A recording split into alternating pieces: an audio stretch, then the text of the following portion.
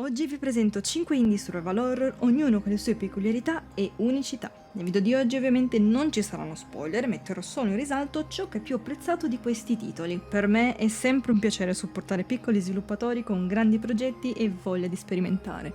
Quindi, buona visione! Partiamo dal mio personal favorite, Alisa. Alisa è un survival horror sviluppato da Casper Crows, uscito nel 2021 su PC, PS4, PS5, Xbox e Nintendo Switch. Chiaramente ispirato all'horror classico anni 90, con le mie amate telecamere fisse, controlli TAN, grafica PS1 e sfondi pre-renderizzati. Ma ormai già conoscete i miei gusti. Giocheremo nei panni della protagonista Alisa, un agente regio d'élite. Il nostro incarico è quello di inseguire un ricercato criminale, ma ci troveremo d'improvviso in un'antica villa vittoriana infestata da pupazzi posseduti. I riferimenti a Resident Evil sono davvero una marea, lo sguardo nello specchio e la Jill Valentine di Resident Evil 3 Remake, il mercante, e pensate, è stato addirittura ricreato l'atroce, ma iconico doppiaggio del Resident Evil del 96. Who are you? What is this place? Dollhouse? No, really? What's going on here? And why am I wearing this dress? O almeno spero sia stato fatto apposta. Ciò che rende ancora più intrigante il titolo è il fatto che unisca il genere survival horror al genere Soulsborne. Le boss fight infatti richiederanno strategia e molta più prudenza nella scelta delle armi e della giusta armatura barra vestito. Personalmente è tra i miei indie preferiti perché sono una patita del cute but creepy e una casa delle bambole tutta carina e coquette, che ora va di moda, ma infestato da strane bambole robotiche possedute e altri particolari nemici, mi rapisce incredibilmente. Naturalmente anche le host catturano molto bene l'atmosfera da casa posseduta, ma tranquilli, non mancheranno i soliti enigmi richiesti per avanzare e riuscire a scappare da quell'incubo. Questo è l'indie horror più recente uscito di questa classifica. È uscito giusto un mese fa, a maggio 2024. Crow Country unisce il survival horror classico PS1 all'horror moderno. Il gioco segue l'avventura della protagonista Mara Forrest, incaricata di scoprire cosa si cela di misterioso nel parco divertimenti Crow Country. Il Luna Park infatti viene chiuso improvvisamente a causa di uno strano incidente che coinvolge una bambina, la quale sembra essere stata colpita da una misteriosa infezione dovuto ad un essere misterioso nascosto all'interno del parco. Essendo un gioco ispirato agli horror anni 90, si penserebbe che tutti gli scenari siano pre-renderizzati, invece sorprendentemente ogni oggetto presente nell'ambiente è in 3 dimensioni. Eccellente dettaglio nella presentazione degli scenari. Qui vi lascio ammirare una magnifica Save Room presente nel gioco.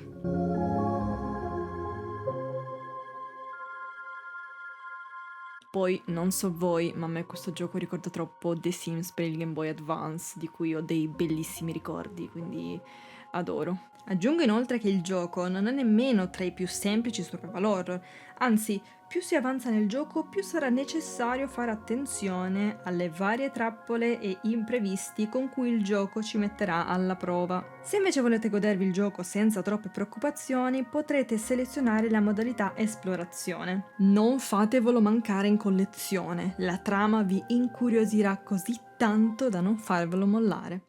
Siamo ormai vicini all'uscita di Silent Hill 2 Remake e perché non recuperarsi Signalis, che si ispira al titolo del 2001, per farci vivere un nuovo viaggio introspettivo ambientato in un oscuro futuro distopico? Ci ritroveremo nei panni di Elster, una replica che si risveglia dalla criostasi dopo lo schianto della nave spaziale in cui viaggiava. Una strana epidemia sembra abbia infettato tutto l'equipaggio. Ricordi la nostra promessa? Elster si avventurerà in questo mondo cercando di scoprire la verità, ma soprattutto sapere che fine abbia fatto la sua Mary. Nonostante gli svariati riferimenti ai Silent Hill, il titolo riesce a essere così unico che per il figlio del Team Silent è quasi un onore essere inserito in questo videogioco. Gradevolissime le host, fortemente influenzate dal maestro Yamaoka, e gli enigmi, che personalmente non ne avevo visti di così originali. E tra parentesi, l'utilizzo della radio per sintonizzarsi sulle varie frequenze richieste è tra le mie preferite. Il fascino di questo videogioco si nota soprattutto nelle cutscene estremamente cinematografiche. Infine, se siete amanti di anime come Evangelion, ovviamente non potete non giocarlo. Preparatevi ad un viaggio pieno di sofferenza, terrore e lacrime con Cry of Fear. Non avete scuse per non giocarlo, dato che è gratuito. Personalmente reputo questo videogioco un degno allievo del maestro Silent Hill promosso con voti eccellenti. Cry of Fear è un survival horror psicologico in prima persona, sviluppato dal team Syscallar. Originariamente venne pubblicato come mod di Half-Life, ma dato il suo enorme successo venne pubblicato come standalone su Steam. Il gioco segue le vicende di Simon Hendricks, un giovane che si ritrova isolato nella sua città natale Steel Creek, dopo un incidente d'auto avvenuto quella notte. Dove sei? Torna a casa il prima possibile, sta diventando buio. Il nostro obiettivo è tornare a casa, sopravvivendo ai mostri che stanno invadendo, oltre che la città, anche la fragile mente del ragazzo. Il videogioco pone molta enfasi sull'atmosfera e sulla tensione psicologica, con frequenti jumpscare e momenti di terrore. Un horror psicologico per me non funziona senza la giusta soundtrack e Cry of Fear decisamente non manca il colpo su queste.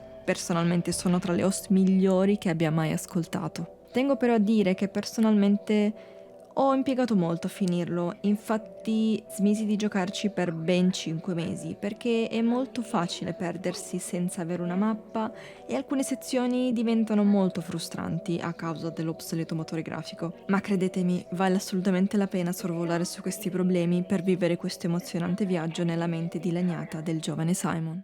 Concludo questo video con il, tra virgolette, meno serio di questo elenco, ma sono sicura vi divertirà un mondo. Nightmare of Decay. Vi lascio giusto vedere la prima scena in cui si incontra il primo nemico del gioco. Vi ricorda qualcosa?